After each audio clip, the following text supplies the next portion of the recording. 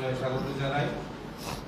আজকের এই সাংবাদিক সম্মেলনে উপস্থিত আছেন প্রদেশ সাধারণ সম্পাদক শ্রী বিপিন দেববর্মা মহোদয়, উপস্থিত আছেন মুখ্য প্রবক্তা শ্রী সুব্রত চক্রবর্তী মহোদয়।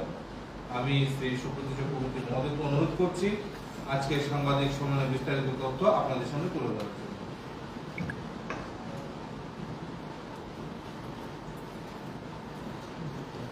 সকল মিডিয়া বন্ধুদের আন্তরিকভাবে স্বাগত জানাই।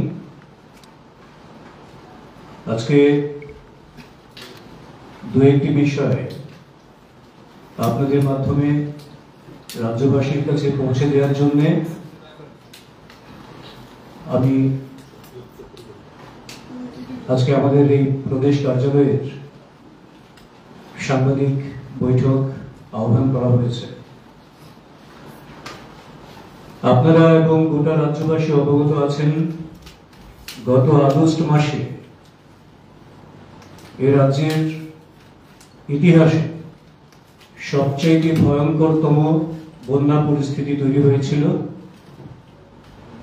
এবং এই বন্যায় রাজ্যের প্রায় 2/3 উপরে অঞ্চল প্রভাবিত হয়েছে। টোটাল জনসংখ্যার প্রায় অর্ধেক মানুষ কোনো না কোনোভাবে বন্যার ফলে প্রভাবিত হয়েছেন, ক্ষতিগ্রস্ত হয়েছেন এবং সেই বন্যা পরিস্থিতিতে যেখানে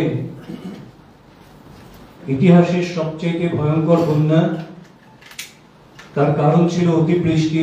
কোথাও একদিনে 232 মিলিমিটার, কোথাও 263 মিলিমিটার বৃষ্টি একদিনে এ রাজ্যের বুকে হয়েছে এবং সেই বন্যা পরিস্থিতি নিয়ন্ত্রণের জন্য, মানুষের দুঃখ যন্ত্রণা লাঘবের জন্য রাজ্যের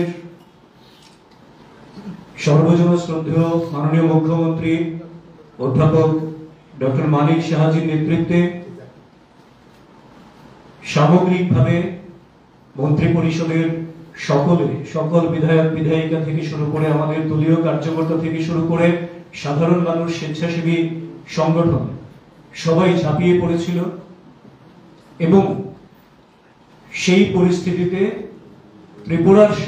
ত্রিপুরাবাসীর সঙ্গে দেশের যশস্বী প্রধানমন্ত্রী নরেন্দ্র মোদীজি এবং যশস্বী গৃহমন্ত্রী অমিত ভাই শাহজি ত্রিপুরার মানুষের পাশে দাঁড়িয়েছিলেন, সর্বতোভাবে সাহায্য সহযোগিতার হাত বাড়িয়েছিলেন এবং প্রথমেই বন্যা পরিস্থিতি তৈরি হওয়ার সঙ্গে সঙ্গেই 40 কোটি টাকার প্রাথমিক সাহায্য ত্রিপুরাকে করা হয় এবং শুধু তাই নয়, কেন্দ্রে এবং রাজ্যে সরকারের মধ্যে যে সমন্বয়, সেই সমন্বয়ের ফলে প্রতি মুহূর্তে রাজ্যবাসীকে কি করে এই পরিস্থিতি থেকে মুক্ত করা যায়, তাদের স্বাভাবিক সাধারণ জীবন যাপন নিশ্চিত করা যায় এবং তাদেরকে রেস্কিউ করা যায়, তার জন্য 11টি এনডিআরএফ টিম ছিল, 3 কলাম আর্মি ছিল, সেখানে 4টি এমআই হেলিকপ্টার সেখানে ছিল যারা রেস্কিউ অপারেশন করেছে, ফুড প্যাকেট ড্রপিং থেকে শুরু করে অন্যান্য।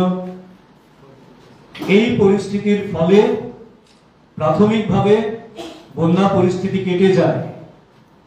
তারপর ক্ষয়ক্ষতির হিসেব নিকেশ নিয়ে বিভিন্ন দপ্তর ভিত্তিক নিরূপণ শুরু হয় এবং রাজ্যের মাননীয় মুখ্যমন্ত্রী অধ্যাপক ডক্টর মানিক সাহা মহোদয় এই বন্যা পীড়িত মানুষের সাহায্য সহযোগিতার জন্য 564 কোটি টাকার স্পেশাল প্যাকেজ তিনি ঘোষণা করেন এবং সেই অনুযায়ী বিভিন্ন জায়গায় যে ক্ষতি হয়েছে তা পুনরুদ্ধার করে নতুন কাজকর্ম শুরু হয়েছে। 7 দিন আগে আমাদের দেশের মাননীয় যশস্বী প্রধানমন্ত্রী নরেন্দ্র মোদীজি এবং মাননীয় গৃহমন্ত্রী অমিত ভাই শাহজি ওনাদের তত্ত্বাবধানে ত্রিপুরা রাজ্যকে এই বন্যা পরিস্থিতি উত্তর ক্ষয়ক্ষতির নিরূপণ করে সেখানে আরো কি করে দ্রুততার সঙ্গে সেই জায়গাগুলিকে যে ক্ষতি হয়েছে তার ক্ষতিপূরণ করা যায়, তার জন্য আরো 288.93 কোটি টাকা কেন্দ্রীয় সরকার ত্রিপুরা সরকারকে আর্থিক সাহায্য করেছেন। এই সময় উপযোগী এবং বলিষ্ঠ পদক্ষেপ নেওয়ার জন্য, রাজ্যবাসীর পাশে থাকার জন্য এবং রাজ্যের সর্বস্তরের মানুষের উন্নয়নের জন্য দায়বদ্ধতা নিয়ে যে মোদীজির সরকার কাজ করছেন, এটি তারই একটি নিদর্শন। এর জন্য আমরা ভারতীয় জনতা পার্টি ত্রিপুরা প্রদেশের পক্ষ থেকে দেশের যশস্বী প্রধানমন্ত্রী মাননীয় নরেন্দ্র মোদীজিকে এবং দেশের মাননীয় গৃহমন্ত্রী অমিত ভাই শাহজিকে অনেক অনেক আন্তরিক অভিনন্দন জানাই, ধন্যবাদ জানাই এবং কৃতজ্ঞতা জানাই। কিন্তু তার পরবর্তীতে এ রাজ্যের মানুষ লক্ষ্য করেছেন নিশ্চয়ই যে এই আর্থিক সাহায্যের পর বিরোধী দল সিপিএম এর পক্ষ থেকে এটাকে নিয়ে কটূক্তি করা শুরু হয়েছে। কি বলছেন? এটাকে ভিক্ষার সঙ্গে তুলনা করছেন। কেন করছেন? কারণ রাজ্যের মানুষ এই বন্যার ক্ষয়ক্ষতি নিরূপণ করার পর তার থেকে আস্তে আস্তে বেরিয়ে আসছেন, স্বাভাবিক জীবনে আসবেন, তাদের জীবন মান এবং তাদের যে উৎপাদন সেই জায়গাটিকে সুনিশ্চিত করার জন্য কেন্দ্র রাজ্য একযোগে কাজ করছে। এটা কি করে সহ্য হবে তাদের? কারণ যে সরকারটি 35 বছর ক্ষমতায় ছিল, শুধুমাত্র একটা লক্ষ্যমাত্রা ছিল মানুষের মধ্যে অভাব জিইয়ে রাখো এবং অভাব জিইয়ে রেখে মানুষকে লেজুর বৃত্তি করানোকে বাধ্য করো, যাতে করে অভাব জিইয়ে থাকলে লেজুর বৃত্তি করতে করতে এরা সিপিএম এর দাসত্ব করবে।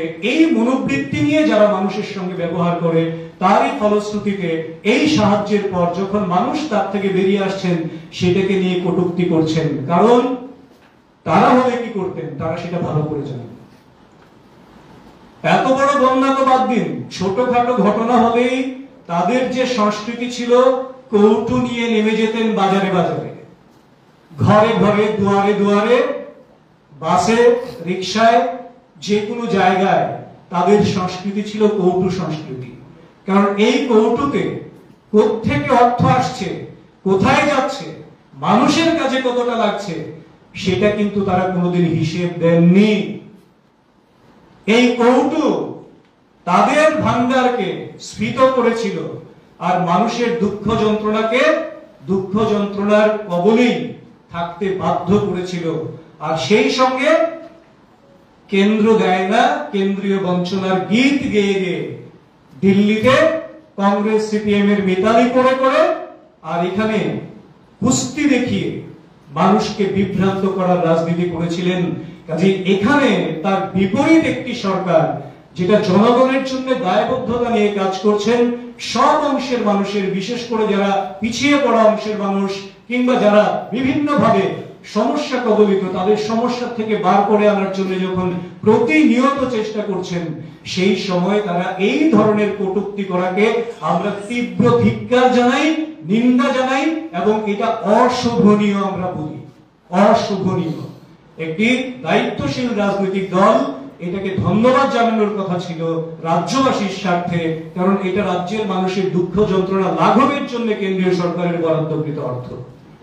কাজে ধিক্কার জানাই, নিন্দা জানাই এবং আমার মনে হয় এই ধরনের অশুভন আচরণ, কটূক্তি রাজ্যের সুস্থ গণতন্ত্র প্রিয় এবং যারা স্বাভাবিক মানুষ তারা কোনোভাবেই মেনে নেবেন না।